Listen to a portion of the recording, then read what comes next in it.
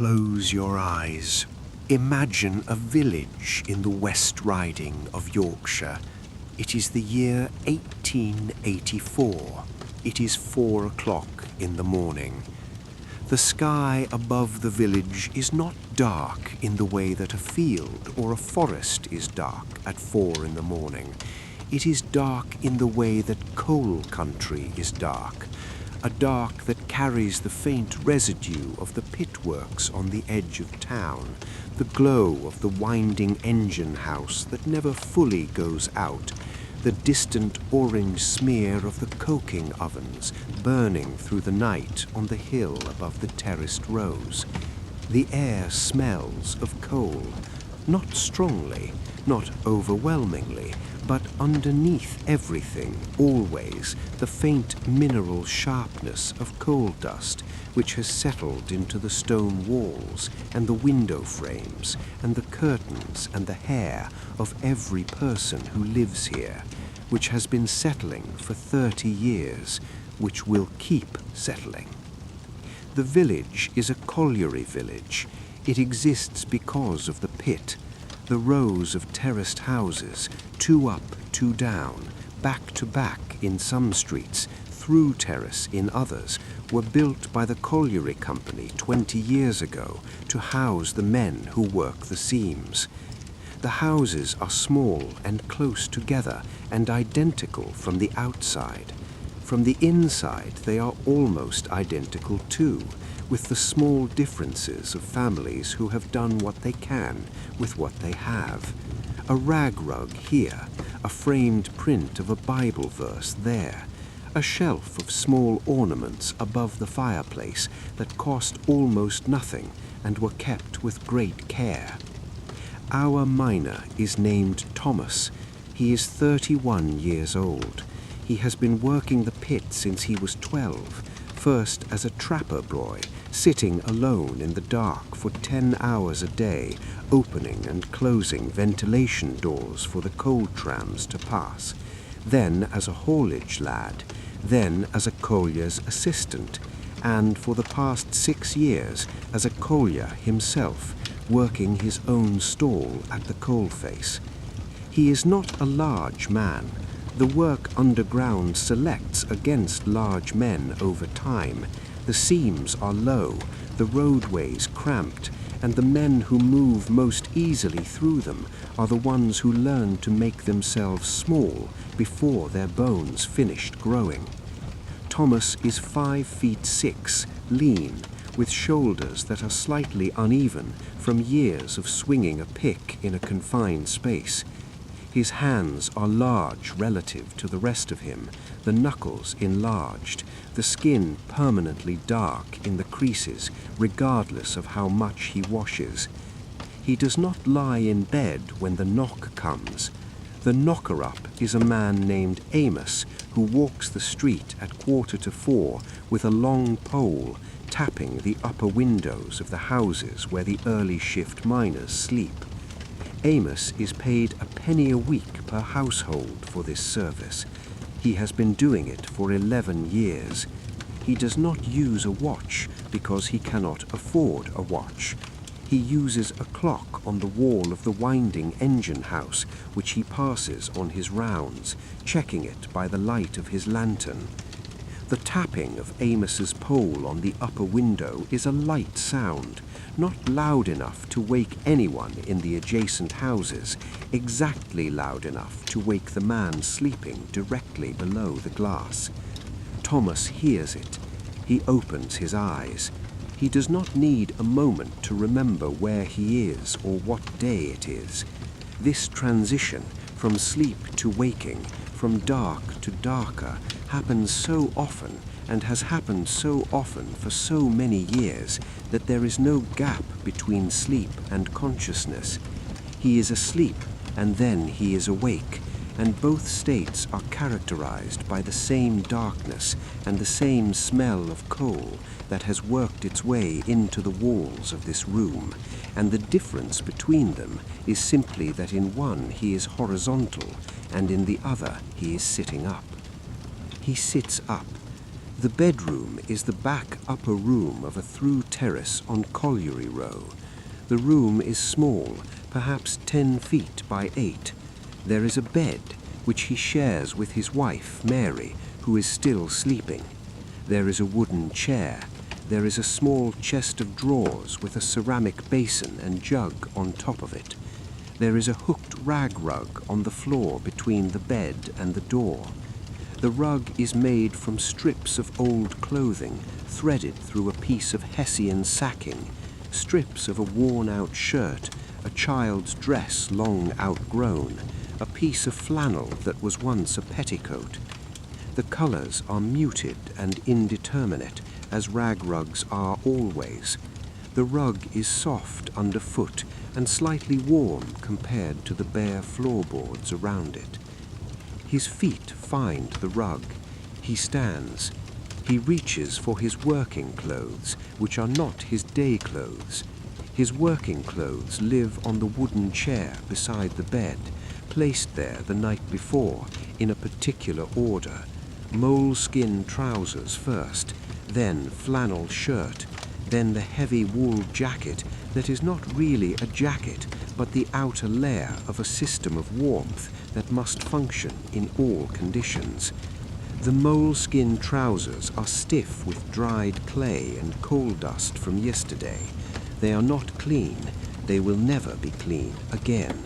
Not truly, not in the way that things are clean before they have gone down a mine for the first time. They are simply dry, which is the best one can hope for overnight. He dresses in the dark. He does not light a candle. He does not need to. He has dressed in this order, in this room, in this darkness, enough times that his hands know where everything is. The buttons of the flannel shirt, the buckle of the trouser braces, the particular weight of the jacket settling onto his shoulders. He sits back on the edge of the bed to pull on his stockings, thick wool stockings, hand-knitted, slightly itchy, the wool already slightly felted from wear.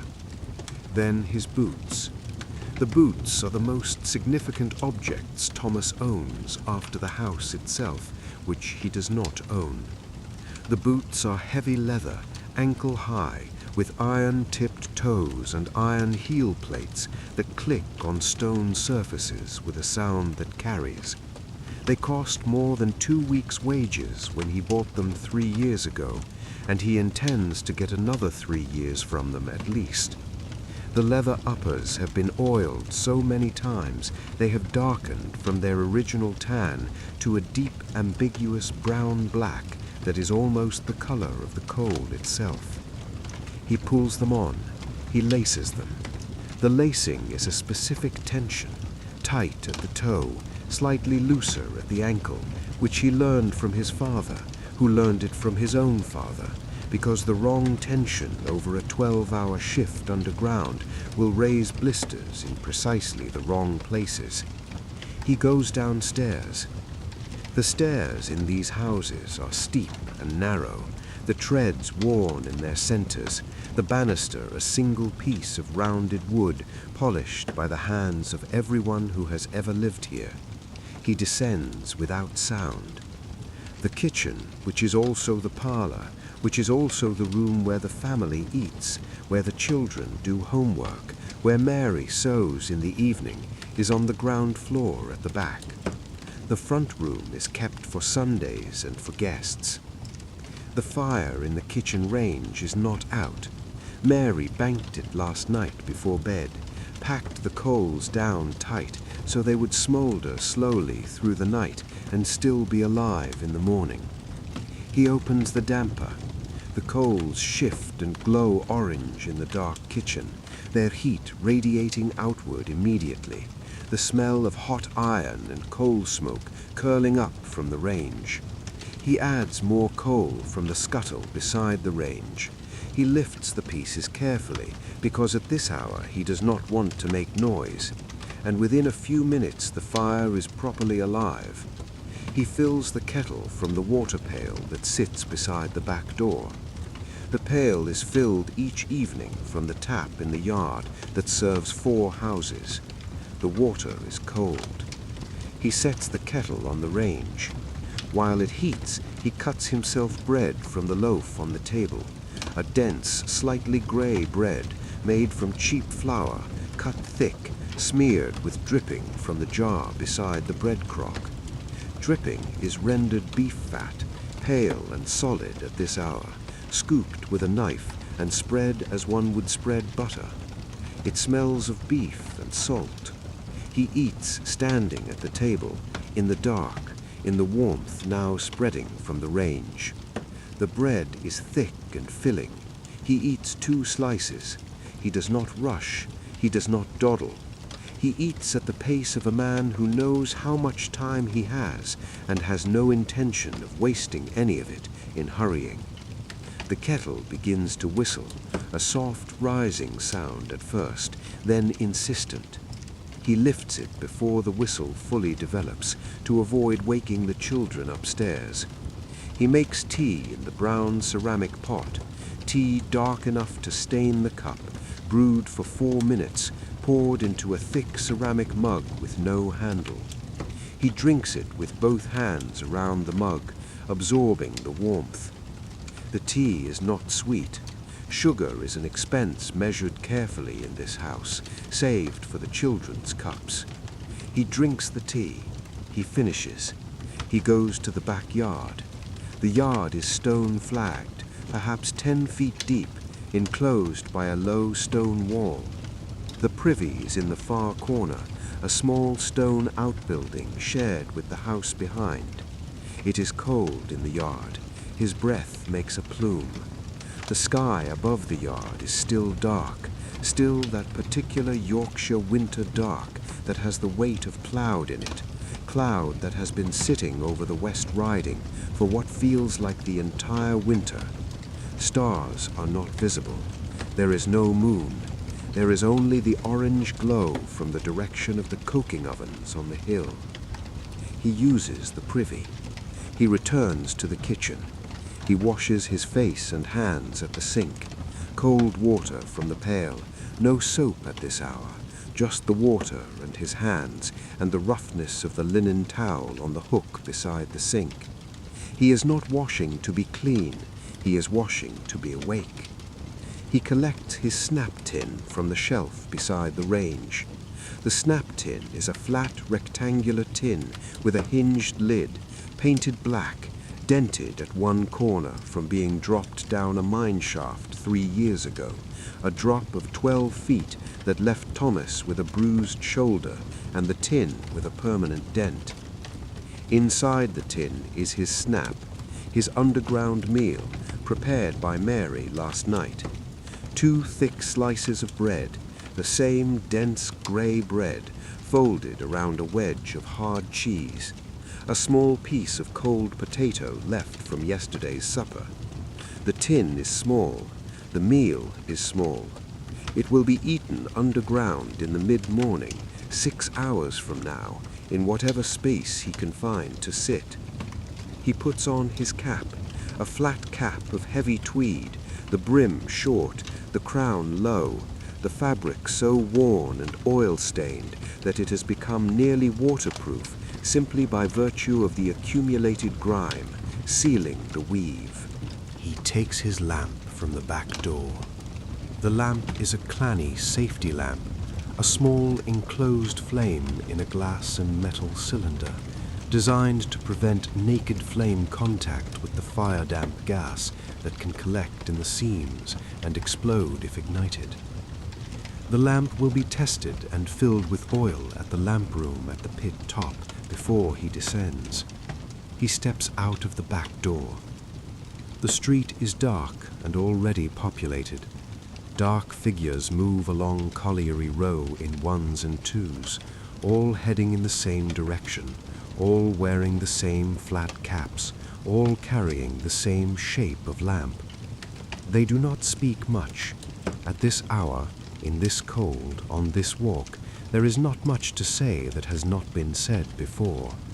There are nods, brief words about the weather, about the state of the roads, about whether old George's bad leg has kept him off again. There is a quality to this walking, a collective, purposeful, unhurried forward movement that is not quite the same as any other kind of walking. These men are not going to work in the way that an office worker goes to work. They are going underground, in the way that their fathers went underground and their grandfathers before them. The direction of the walk is simply the direction their lives have always pointed. Thomas walks with his neighbor, Robert, who is 44 years old and has been down this pit since before Thomas was born. Robert does not speak much on the morning walk. He has never spoken much in the mornings. He smokes a short clay pipe, the tobacco glowing orange in the dark, and he walks at a pace slightly slower than Thomas's natural pace, and Thomas matches it without thinking, the way you match the pace of someone you have walked beside many times. The street itself is cobbled, large stone sets, worn smooth in the center of the road where the cartwheels run, rough-edged toward the gutters. At this hour, the cobbles are wet from the overnight drizzle that has been falling since midnight, and the lamplight from the few gas lamps along the main road catches the wet surface and throws it back in small scattered points of light. Thomas's boots click on the sets with that particular iron-heeled sound that carries down the street ahead of him, announcing his coming to the darkness in front before he arrives in it. The pit head is a quarter-mile from the house. The walk takes 7 minutes. Thomas has walked it perhaps 1,600 times since he became a collier. He knows every variation of it. The patches of ice in January that form in the low spot outside number 42, where the drainage is poor. The pothole outside the Methodist chapel that fills with standing water after rain. The place near the colliery fence where the cobbles have been relaid recently and the sets are slightly higher than the surrounding road, a trip hazard he has noted and steps over automatically. He has never thought of the walk as unpleasant. It is the walk. It is the beginning of the shift. The cold of it wakes him the rest of the way. The dark of it is ordinary, the dark of a Yorkshire winter morning, the dark that covers everything at 4 in the morning and that will not lift until after he is already underground and cannot see it anyway. He walks. Robert walks beside him. The clay pipe glows and fades and glows again. The pit head comes into view. The winding engine house is a large brick building with a tall chimney that is always smoking. The winding gear, the great wheels and cables that lower and raise the cages, stands against the sky in the dark, its iron framework familiar enough that Thomas does not really see it anymore. It is simply the shape of the beginning of a workday, the same shape it has been every morning for 6 years. The lamp room is a low brick building beside the engine house. A line of men files through it, handing their lamps to the lampman, waiting while he fills them with oil, trims the wicks, checks the gauze screens for damage. The lampman works quickly, competently, without hurry. He has done this every morning for 12 years. Thomas receives his lamp. He checks the flame, small, steady, blue-tinged at the base, the color that means the air around it is clean of gas. He hooks it to his belt. The banksman calls the cage.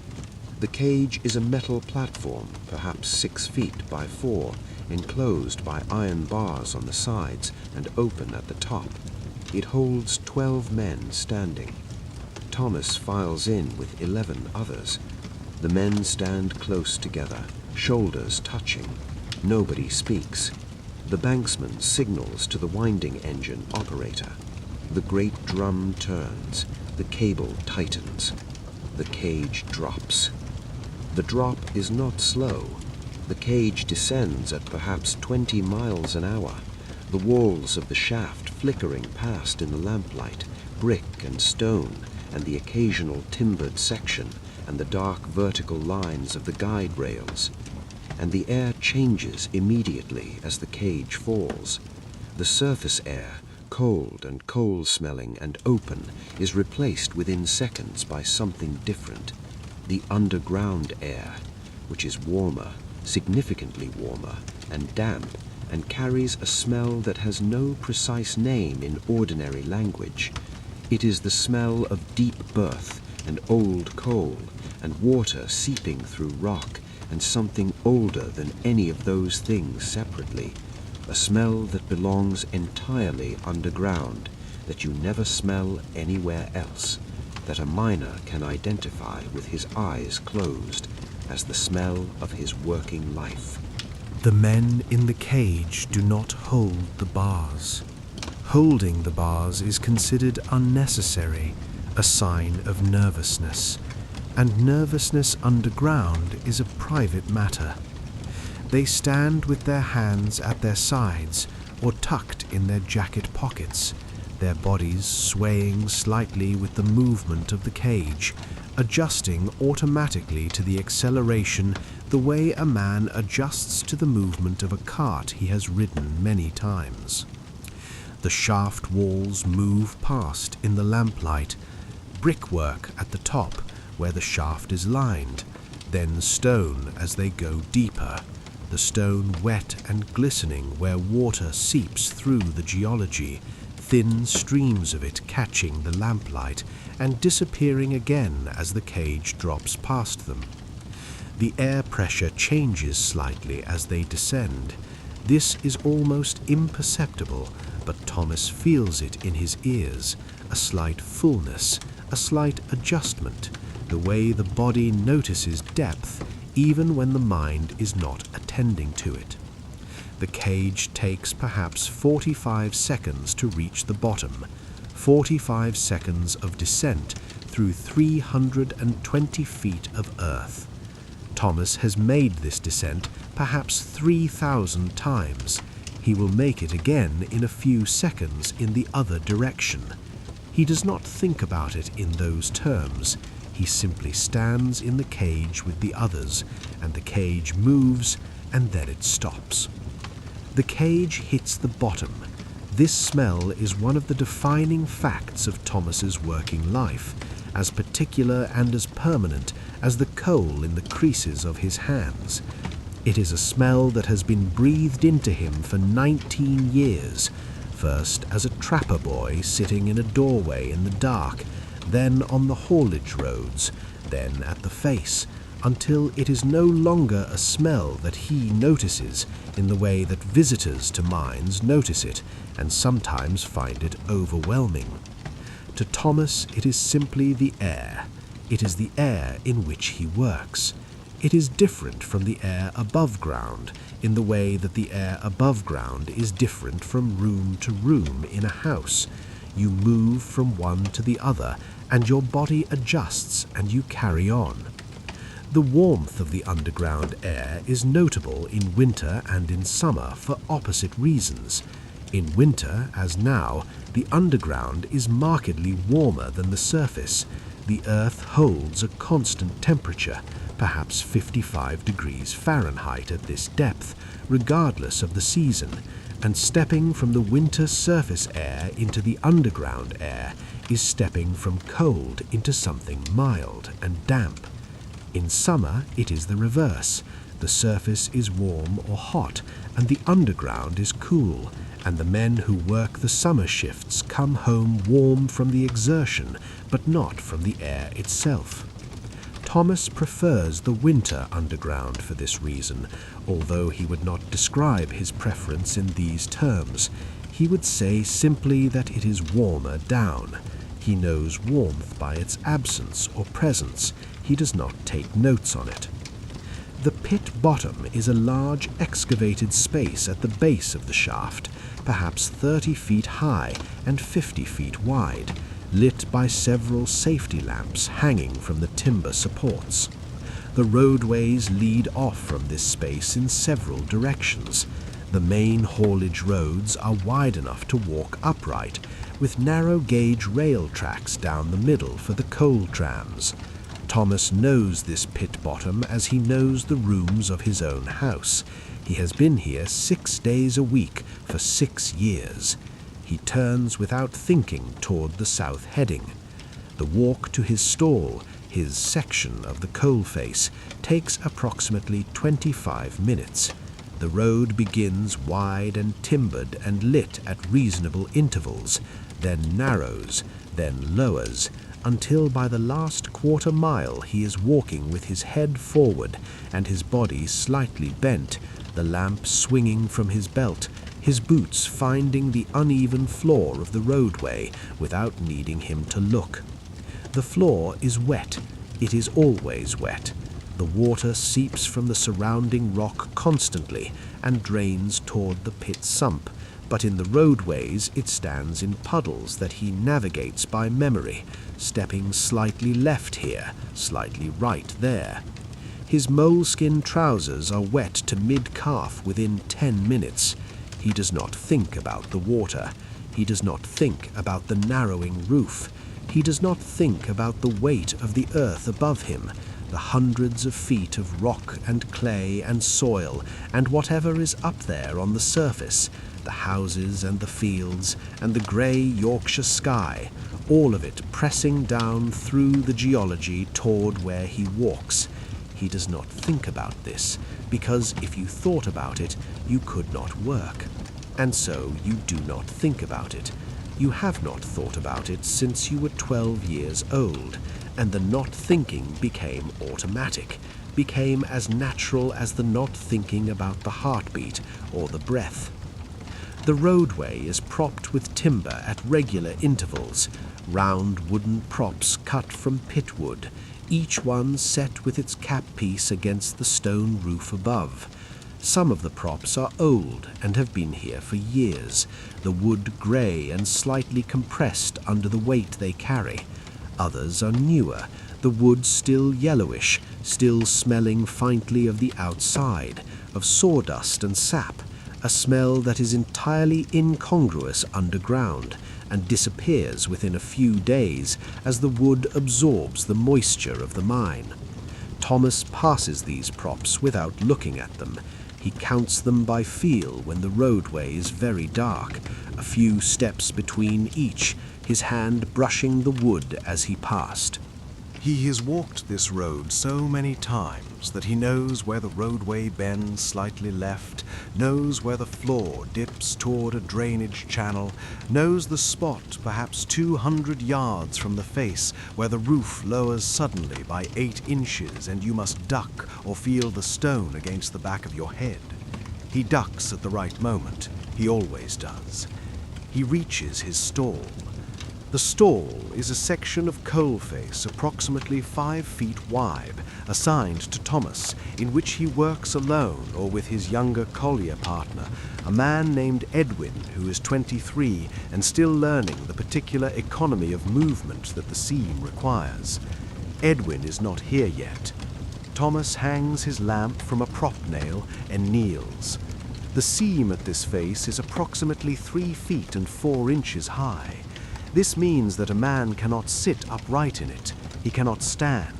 He works lying on his side or kneeling doubled over or in the particular half crouch that years of practice have made natural, a position that would be agonizing for someone who had not grown into it gradually over many years, but that Thomas inhabits as easily as a sitting position. He picks up his mandrel, the heavy iron pick with its wooden handle, slightly longer on one end of the head than the other, the shorter end for close work, the longer for undercutting, and he begins. The work of a collier at the coalface has a specific sequence. First, undercutting, lying on his side and swinging the mandrel horizontally to cut a slot at the base of the coal seam, working inward perhaps 2 feet, freeing the bottom of the coal so that when the top is attacked, it has somewhere to fall.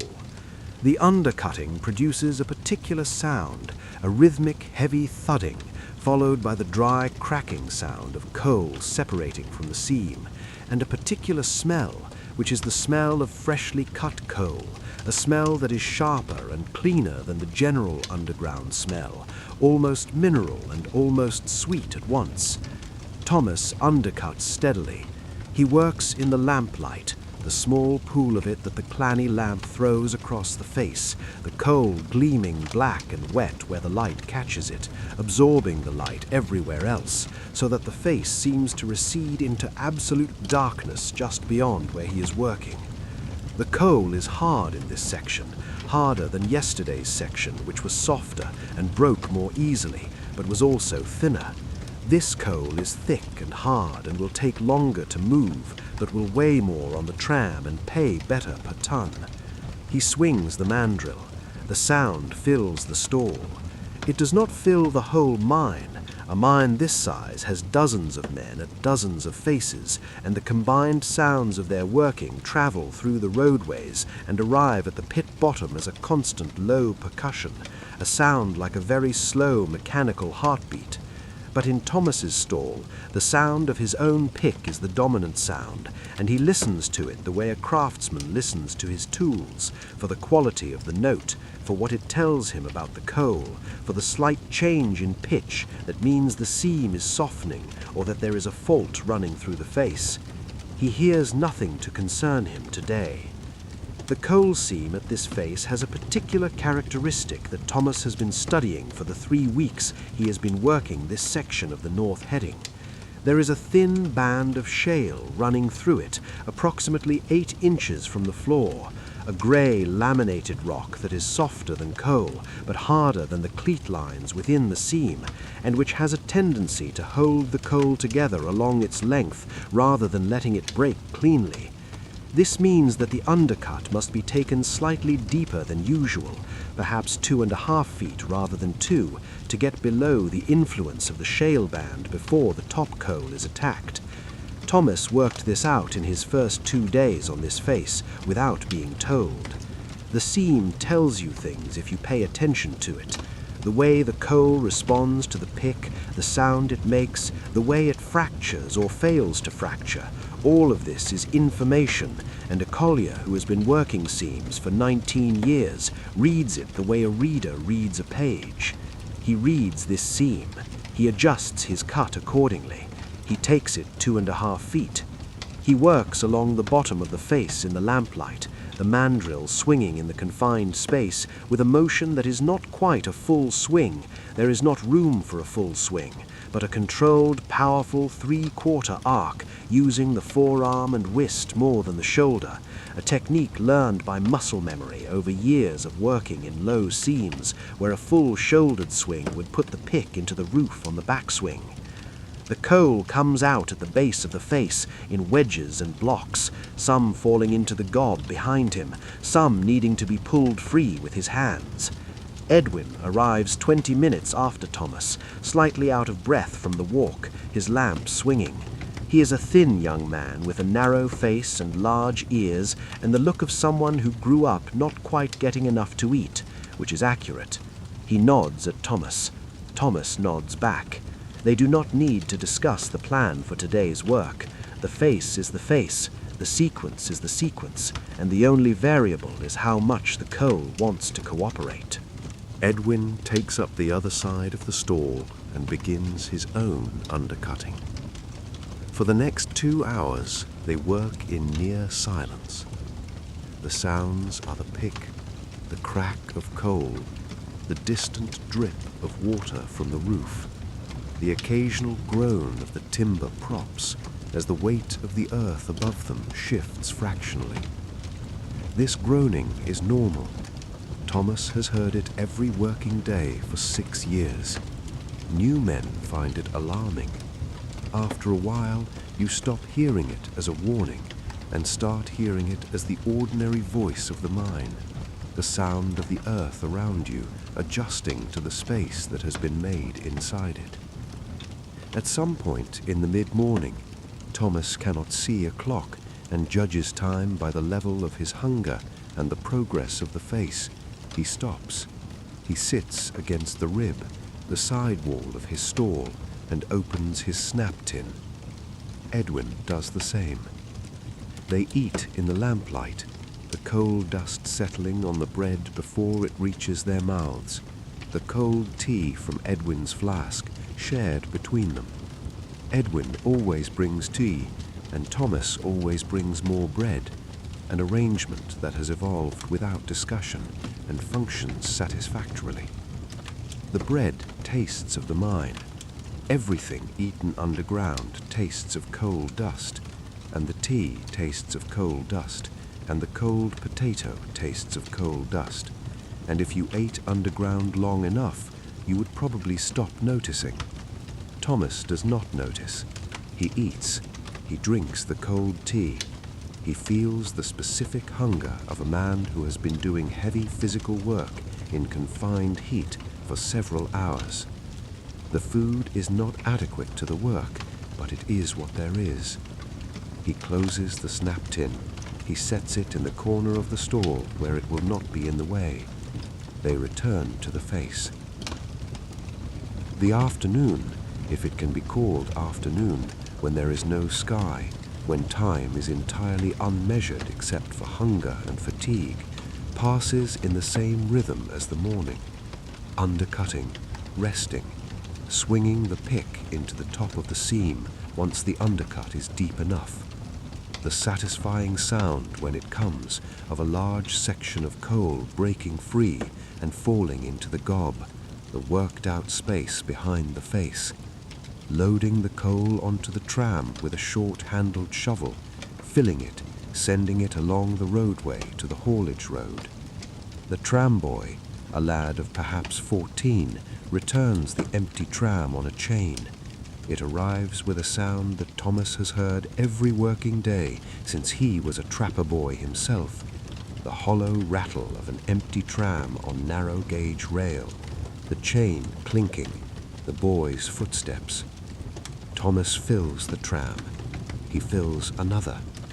The coal comes out of the face in pieces of various sizes, some as large as a man's head, some smaller, some dust and slack. The large pieces are loaded first, then the smaller, then the dust swept in last with the flat of the shovel. Nothing is wasted. Pay is by the ton of coal raised, checked and weighed at the surface, and any tram sent up that is short-weighted or filled with stone rather than coal is a docked tram, a docked wage.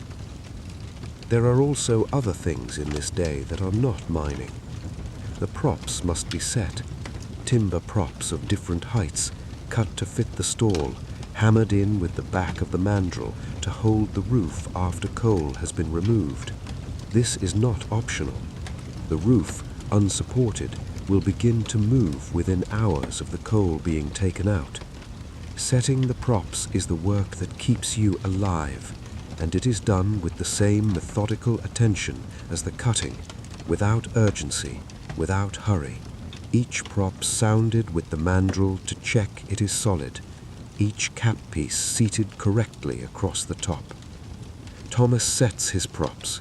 He works steadily and without particular thought about what he is doing. The actions are automatic in the way that all actions become automatic after thousands of repetitions. His body knows the weight of the prop, the angle of the hammer blow, the sound of a prop that is set well versus a prop that has found soft floor and will need a foot block under it. He sets them correctly. He has always set them correctly. He will set them correctly tomorrow. The timber for the props is delivered to the pit bottom each morning on flat trams, the lengths cut above ground by the timberman and sent down the shaft.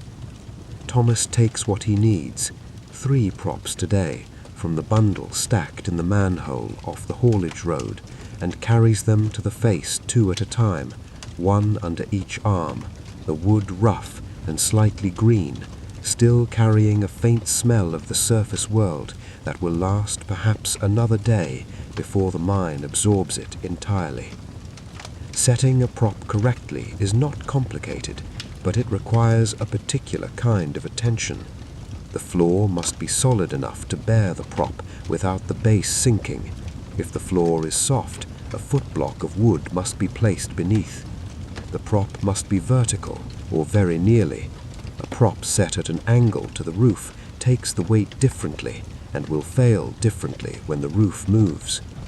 The cap piece, a short plank of wood placed horizontally across the top of the prop to distribute the load against the stone above, must be seated flat, with no gap between wood and roof that would allow the prop to shift before the weight settles. Thomas checks each prop by striking it with the flat of the mandrel head after it is set.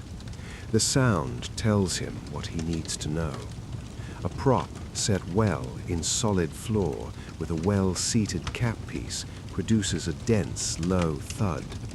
A prop that is loose or poorly seated produces a different note, higher, hollow, the sound of something that has not yet found its full contact with the world it is being asked to hold.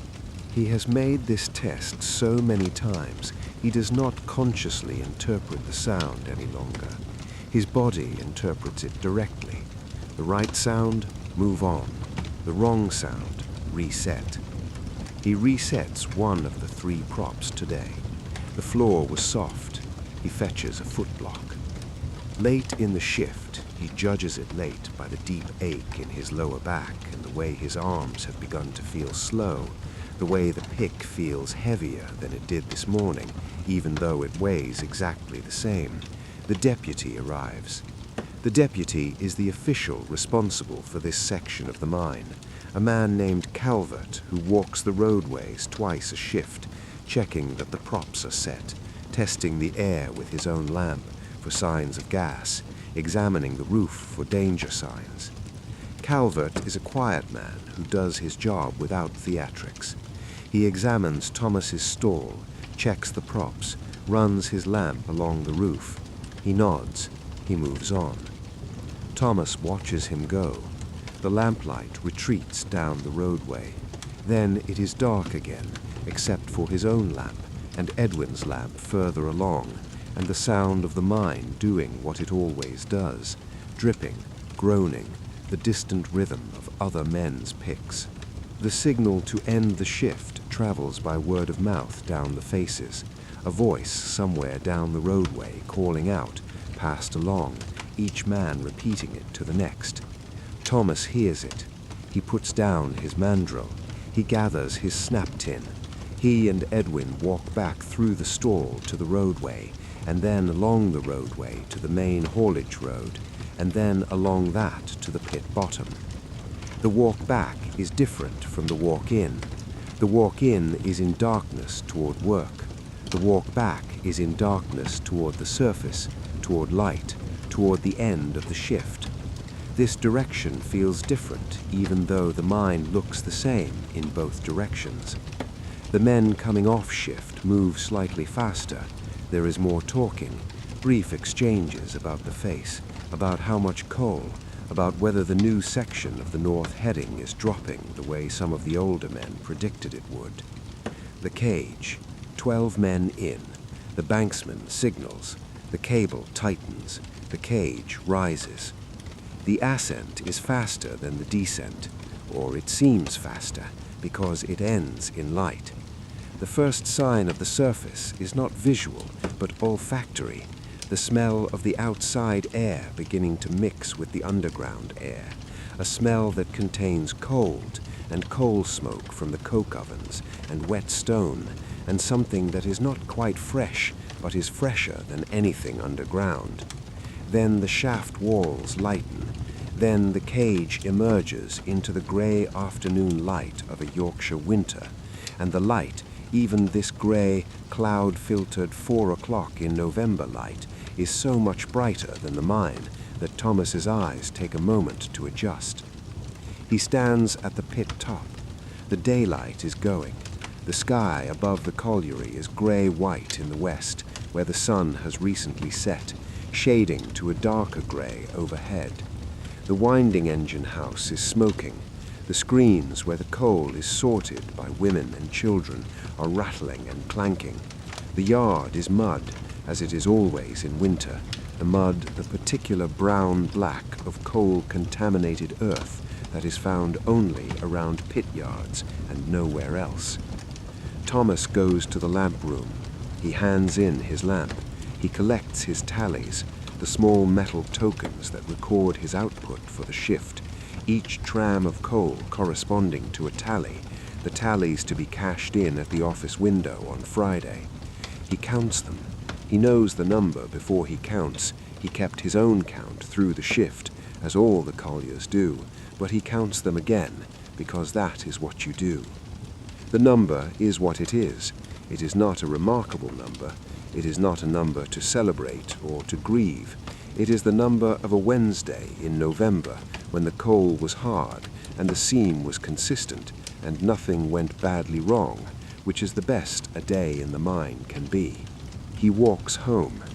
He walks the same street he walked this morning, in the same direction the morning walk came from, now reversed. The lamps are lit in the houses. The yellow light from the windows lies across the street in rectangles.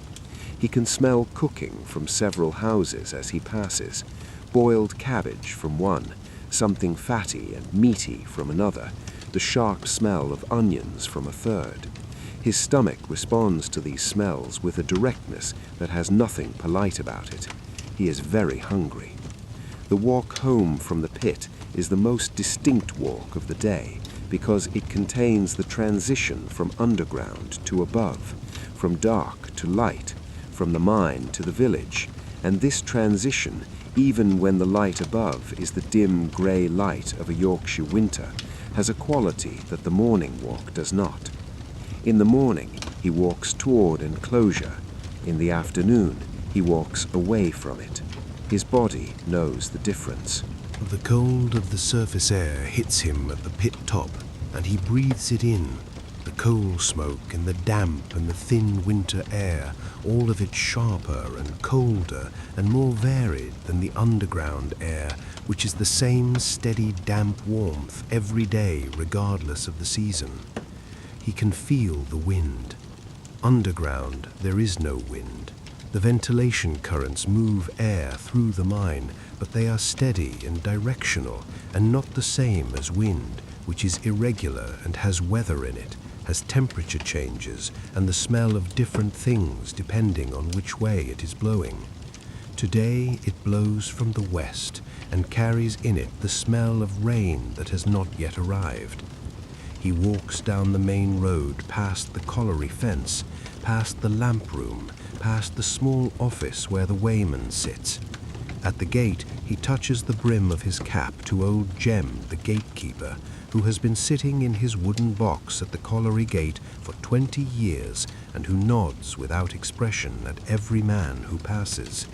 Thomas has nodded at Jem every working day for 6 years. Jem has nodded back every time. Neither has ever spoken beyond the briefest exchange. This seems entirely satisfactory to both of them. He opens the back door of number 14. The kitchen is warm. The range is going.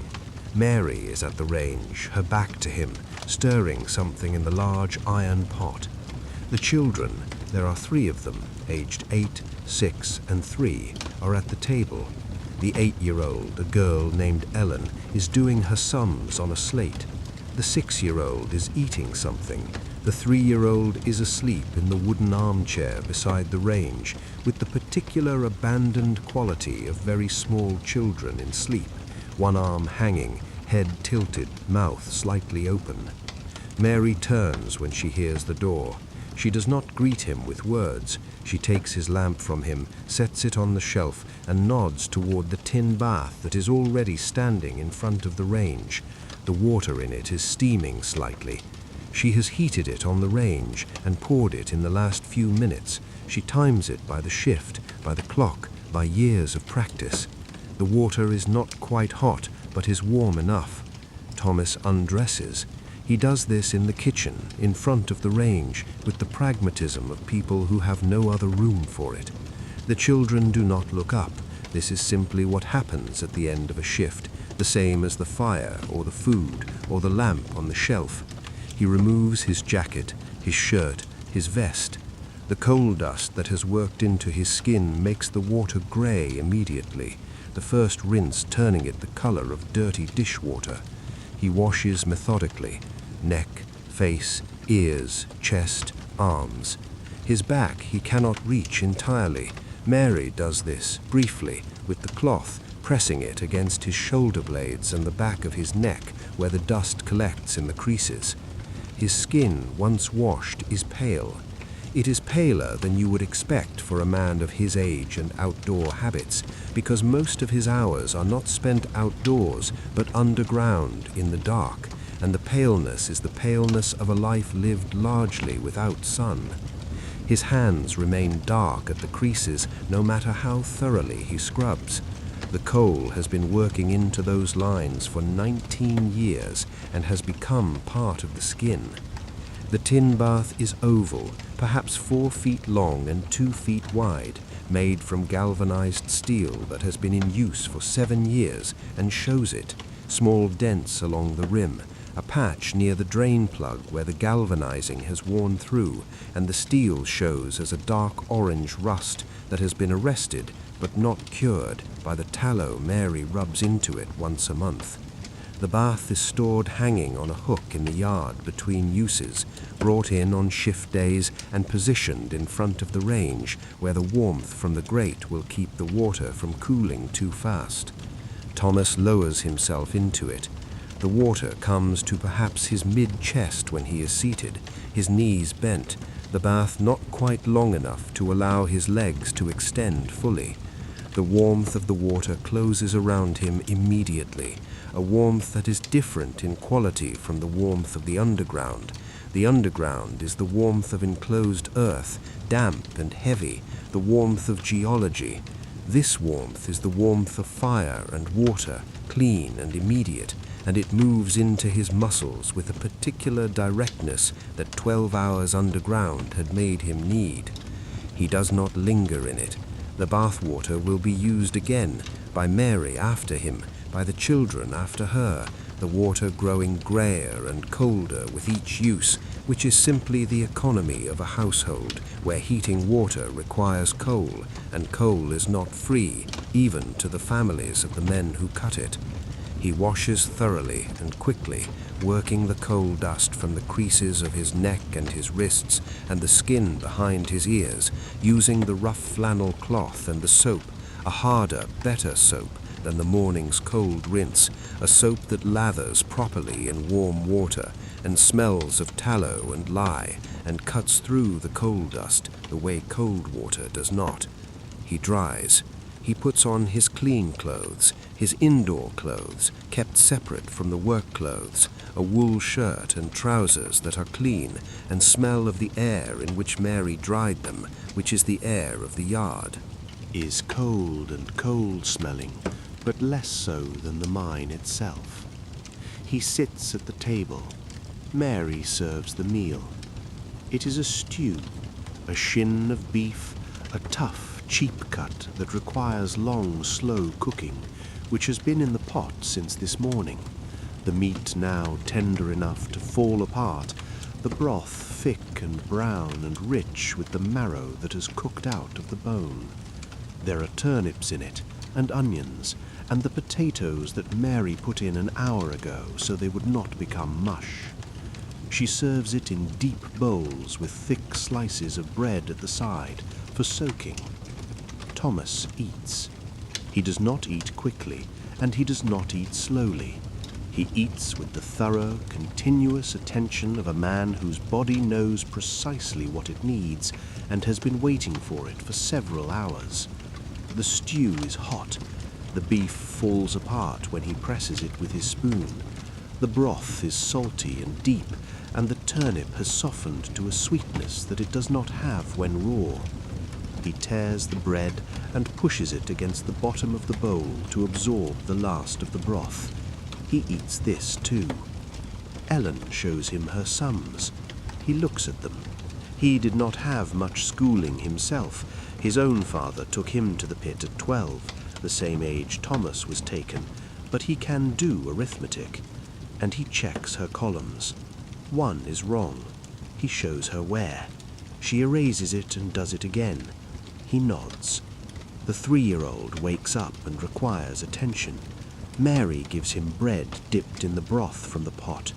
He eats it with the focused, slightly aggressive concentration of a very small child eating something warm.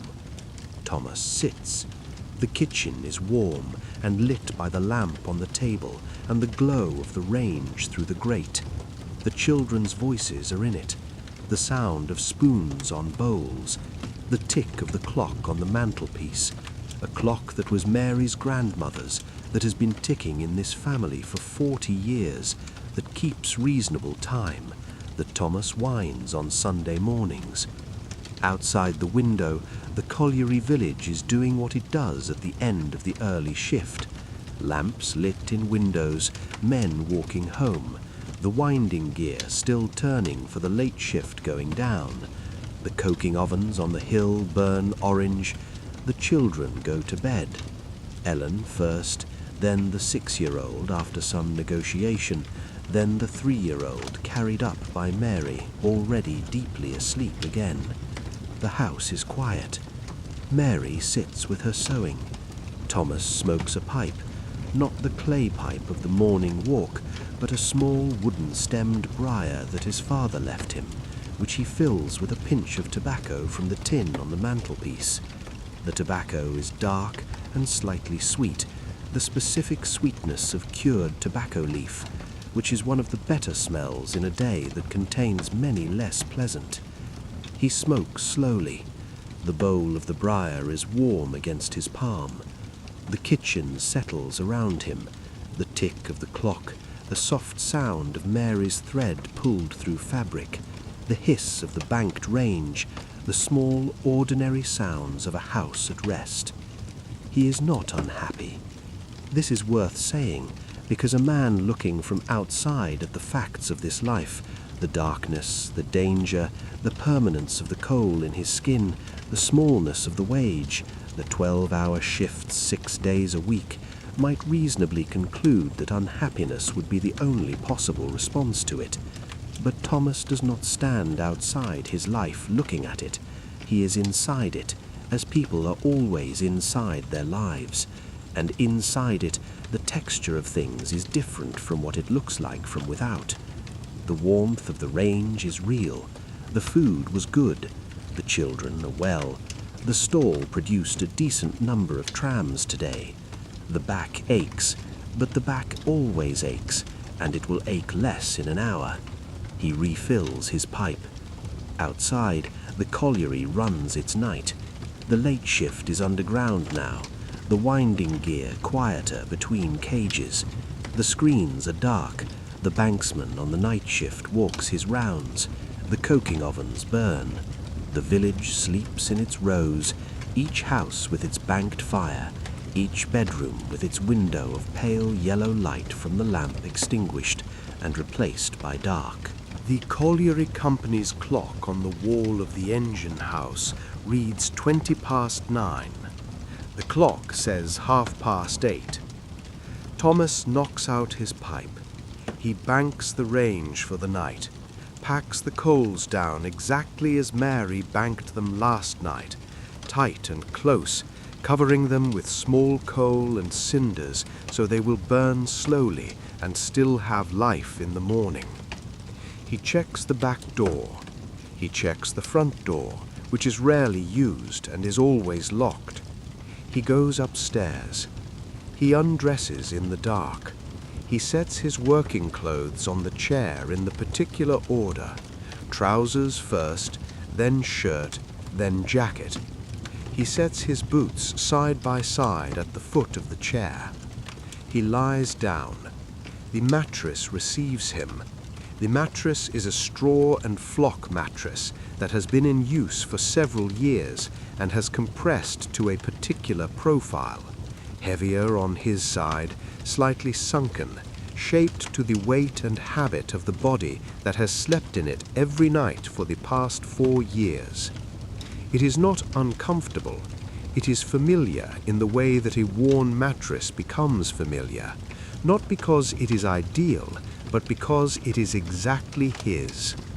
He lies on his back first, which is not his usual sleeping position, but is the position that eases the lower back most quickly. The ceiling of the dead room is whitewashed plaster, slightly yellowed at the corners, with a small crack running from the ceiling rose to the far wall that has been there before they moved in and has not grown measurably in 4 years. He looks at the ceiling in the dark, which means he does not see it. The room is too dark to see it, but he knows it is there. His hands, open at his sides on the blanket, are still. They are not quite still.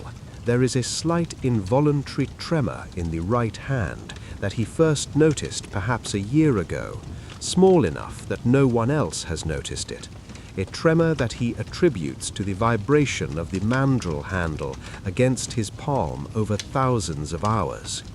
It does not bother him. He is aware of it and files it in the same category as the ache in the back and the slight deafness in his left ear from 19 years of confined explosive sound.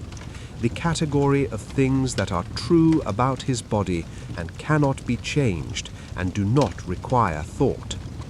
He turns onto his side.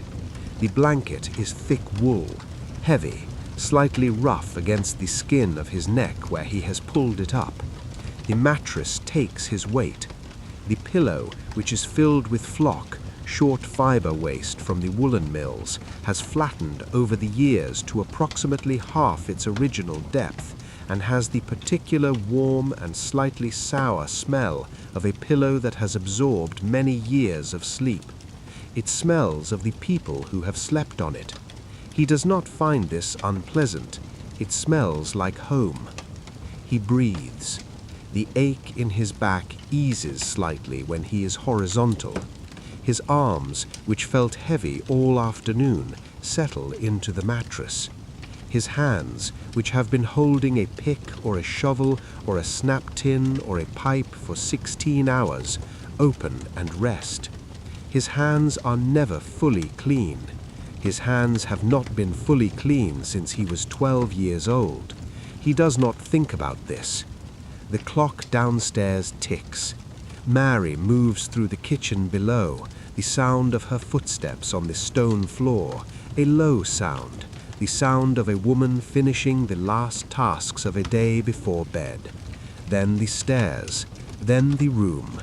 She settles beside him without disturbing him, and he does not stir. The house is quiet. The colliery village outside is quieter now.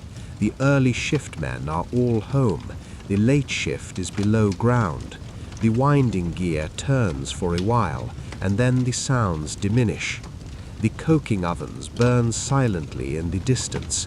Somewhere in the street, a dog barks once and then stops. The coal dust that is in the curtains and the walls and the floorboards and the skin of everyone who lives here settles further, as it always does, as it has always done, as it will do tomorrow. Thomas breathes slowly. He breathes in, and the air of the bedroom comes in, coal-tinged, slightly smoky from the range, the particular indoor smell of a house where many people live in a few rooms, the smell of wool and of the stew that was on all day, and of the soap Mary used washing the children. He breathes out. He is asleep within minutes. He is always asleep within minutes. At 3:45 in the morning, the pole of the knocker-up will tap the upper window. Thomas will open his eyes. He will sit up in the darkness.